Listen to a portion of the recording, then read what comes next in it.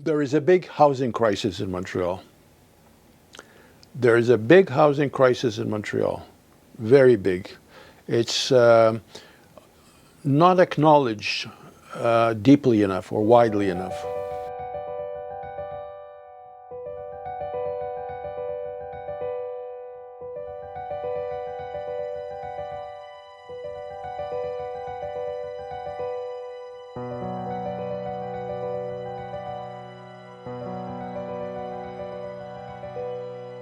Over a course of about 40 years, in New York and in many other cities, we saw a process of deindustrialization where industrial capital fled the big cities. They were fleeing the labor regimes, they were fleeing the environmental protections, they were looking for places where they could make more profit. And at the same time, they were being pushed out by planners and real estate interests that wanted even more profitable uses for the places that they were taking up.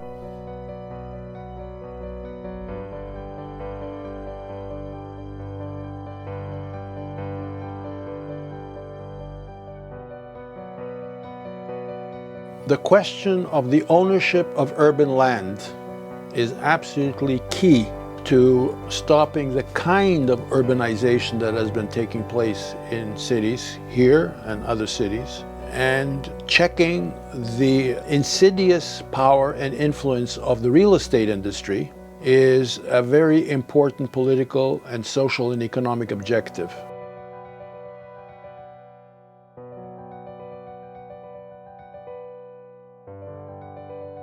À ce jour, il n'a pas fait la démonstration qu'on pouvait cohabiter. Je m'appelle Cassandre, je suis une résidente de Schlager-Maisonneuve et comme tous ceux qui militent au sein de Mobilisation 6600, on a à cœur notre vie de quartier, on a à cœur l'environnement, on a à cœur d'avoir un territoire qui est résilient face au changement climatique et en ce moment, le développement qui est prévu entre les rues Dixon et Viau va pas dans ce sens-là.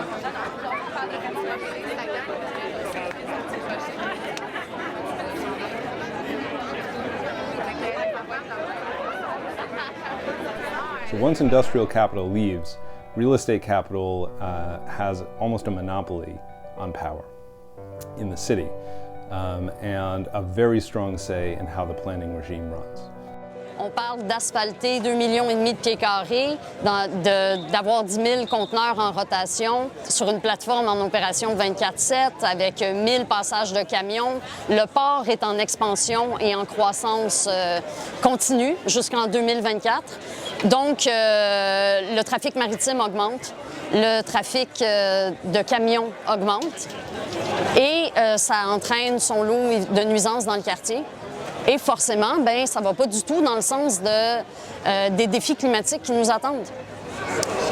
Au 21e siècle, on devrait avoir un projet de développement qui est là pour répondre aux défis du 21e siècle. Et là, un projet tel que Ray-Mont Logistiques et l'accroissement des activités portuaires, bienvenue en 1953, là. C'est vraiment une vision du passé et c'est pour ça qu'on se mobilise puis qu'on interpelle les politiques. Parce que cette crise-là va se résoudre avec une volonté politique de racheter l'entreprise ou de l'exproprier carrément si nécessaire.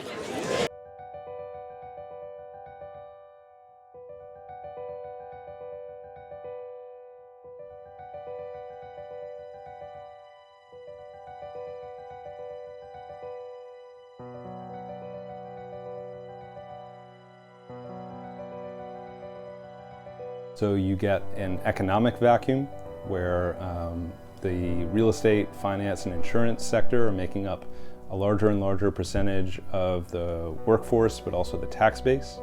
You get a spatial vacuum where the spaces that were formerly taken up by industrial uses, warehousing, distribution, now are turned over for extremely profitable real estate uses.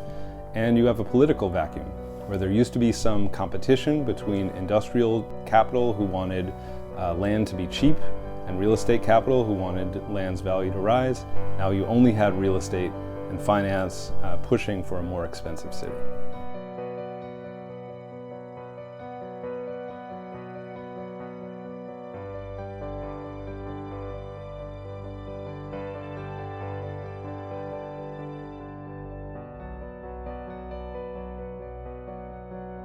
So the fundamental problem here is the tax revenue generating system. The city is reliant on the property tax. Because it's reliant on the property tax, that means the city privileges real estate capital and real estate development.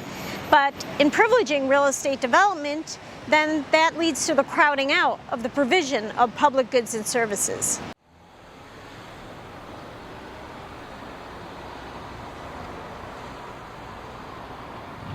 We have a Urban Development Institute in Montreal, which is a facade for the real estate industry. And they keep putting up skyscrapers here and skyscrapers there and buildings here and buildings there. And they have a very important influence on municipal politicians. They lobby behind the scenes.